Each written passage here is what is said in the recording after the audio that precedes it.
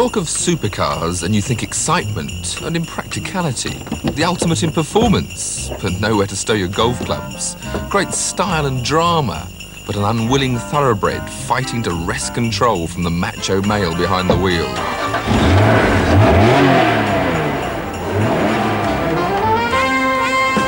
When the Japanese talk of supercars, it comes out differently. The NSX looks okay and performs brilliantly, but maybe the engineers have done too good a job and designed out the character one associates with a Ferrari or a Lamborghini. Maybe it's too much like a Porsche. That's not a 911, but a 944.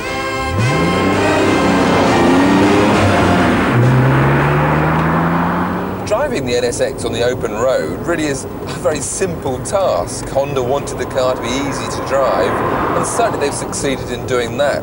All the controls are very standard, normal controls. Gear change, clutch, braking, it's all very light indeed. The engine has very good torque, which gives it great pulling power, so that second gear will take you from 0 to 90 miles an hour. In fact, it's too tall, so in some of these tight turns you need to drop down into first if you're hoping to enjoy some sporting performance. Really, it's rather too well house-trained for the public roads. After all, any supercar finds speed limits and narrow lanes hard to take. So the empty circuit at Alton Park was a welcome release, particularly as the multitude of journalists had wrecked the clutch on the only right-hand drive manual car in Europe. And that was only in 10,000 miles. Not the sort of reliability one expects from any sort of Japanese car. In creating their ultimate supercar, Honda have chosen a mid-engine layout with a 3-litre V6 engine mounted right behind the driver's seat. They've actually chosen not to go the turbocharged route, but instead the engine has all the very latest in high-tech engine design. There's variable timing, variable volume induction, and a sequential port fuel injection system. All this adding up to give the driver up to 274 horsepower as a maximum to play with. At the same time, they've tried to make the car as light as possible to make the very most out of this power that's available. They've created an aluminium monocoque, aluminium body panels, and aluminium suspension. All this to keep the weight down as much as possible.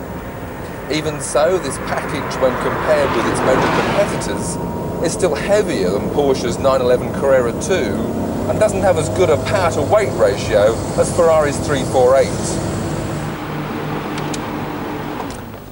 The interior is very road car basic. It's a very simple layout, and there's nothing futuristic in the instrumentation of this supercar. Space-wise, well, there's plenty of room for the driver and the passenger, but there's no room at all for my briefcase and no little parcel shelf for any knickknacks. Elsewhere, there's precious little space also.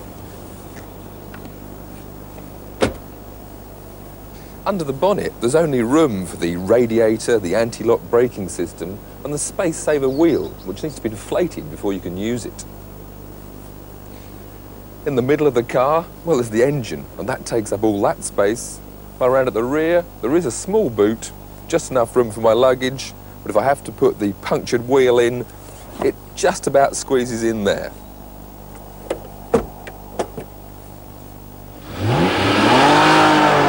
The racetrack is the proper place to play with all this power, but it also demonstrates the VTEC variable timing system is really wasted on the public roads. It comes in at 6,000 revs, which is 60 miles an hour in second, but a highly illegal 90 in third. Having said that, it really is a beautiful engine to drive. With a rev limit just over 8,000 revs, there is that singing power from 6,000 all the way through. The braking is very, very good indeed. That 4-pot, 4-wheel ABS anti-locking working very well.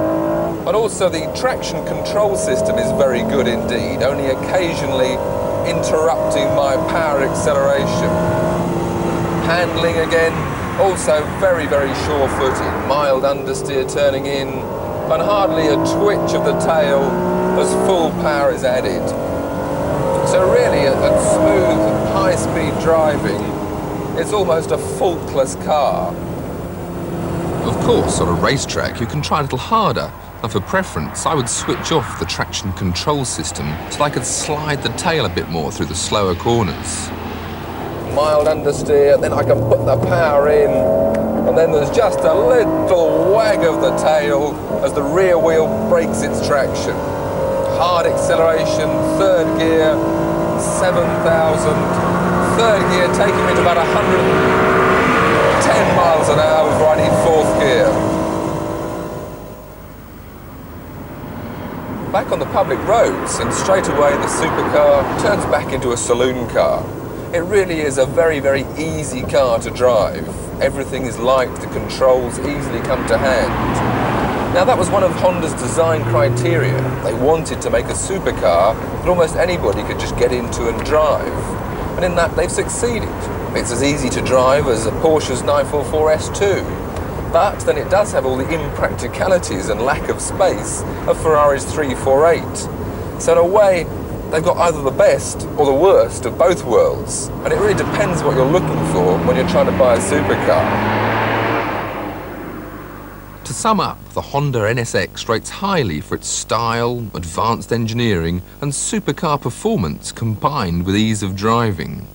On the debit side is that lack of real character, limited space, the poorly chosen gear ratios and that price, nearly twice what it costs in Japan for exactly the same specification. So once again the price has been grossly inflated for the